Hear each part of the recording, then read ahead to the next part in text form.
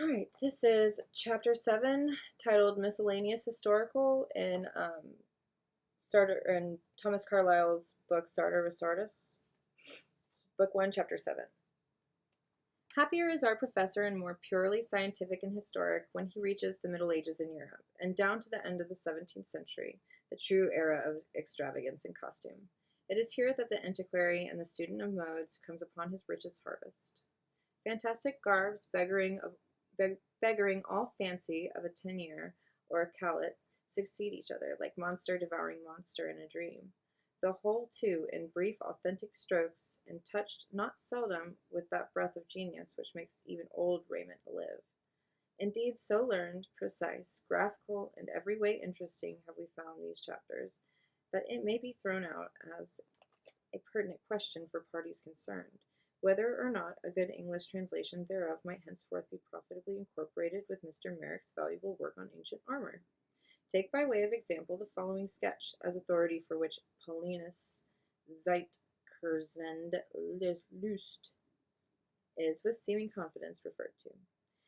Did we behold the German fashionable dress of the 15th century, we might smile, as perhaps those bygone Germans, were they to rise again and see our haberdashery, would cross themselves and invoke the Virgin. But happily no bygone German or man rises again, thus the present is not needlessly trammelled with the past, and only grows out of it like a tree whose roots are not entangled within its branches, but lie peacefully underground. Nay, it is very mournful, yet not useless, to see and know how the greatest and dearest in a short while would find his place quite filled up here, and no room for him. The very Napoleon, the very Byron, in some 7 years has become obsolete, and were now foreigner to his Europe. Thus is the law of progress secured, and in clothes, as in all other external things whatsoever, no fashion will continue.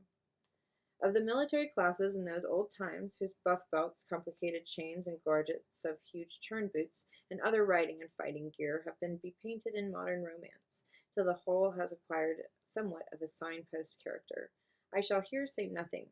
The civil and pacific classes, less touched upon, are wonderful enough for us. Rich men, I find, have toisink, a perhaps untranslatable article. Also a silver girdle, whereat hang little bells, so that when a man walks, it is with continual jingling.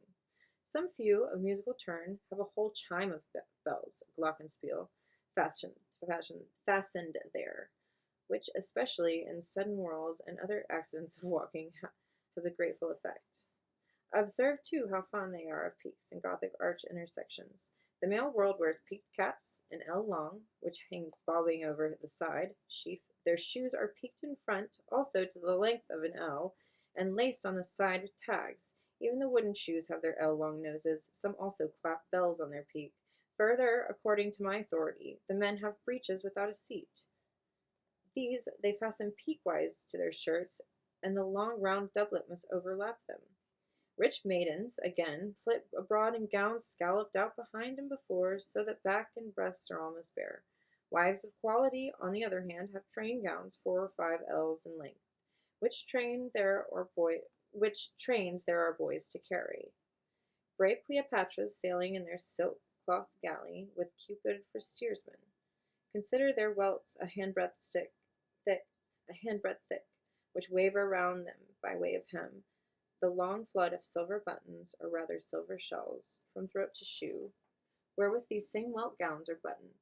The maidens have bound silver snoods about their hair, and gold spangles and pendant flames, that is, sparkling hair drops. But of their mother's headgear who shall speak?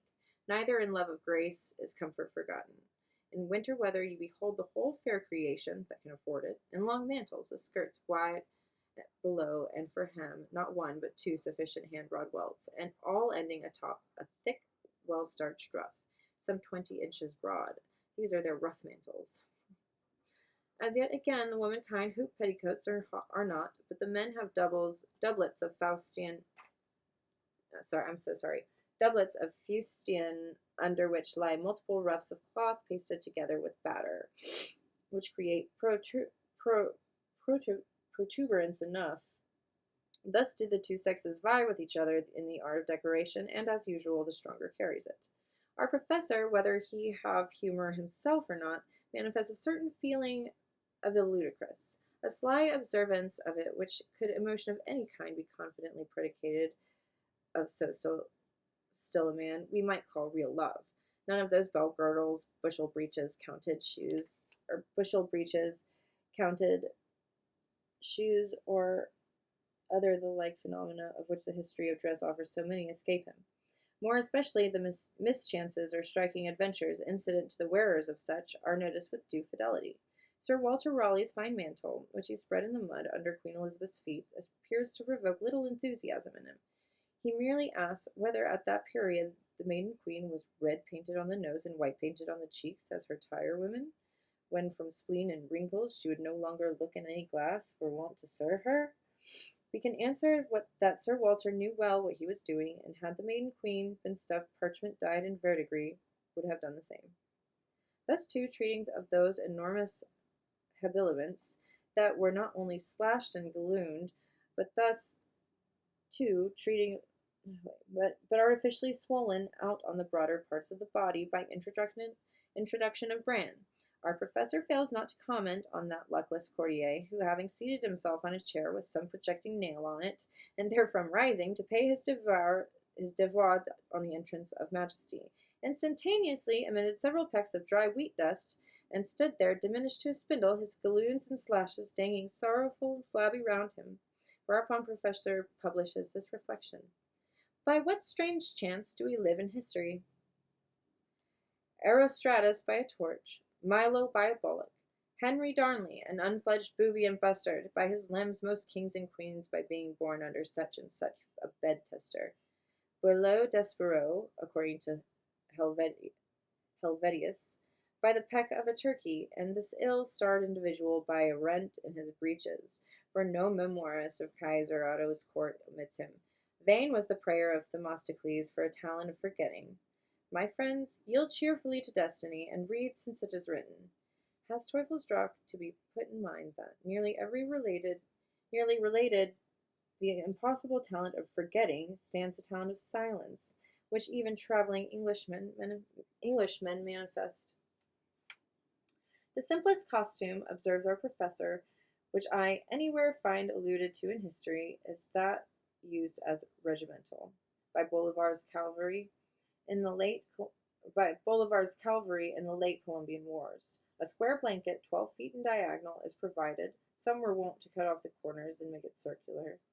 In the center is a slit affected 18 inches long. Through this the mother naked trooper introduces his head and neck, and so rides shielded from all weather, and in battle from many strokes, for he rolls it about his left arm, and not only dressed but harnessed and draperied.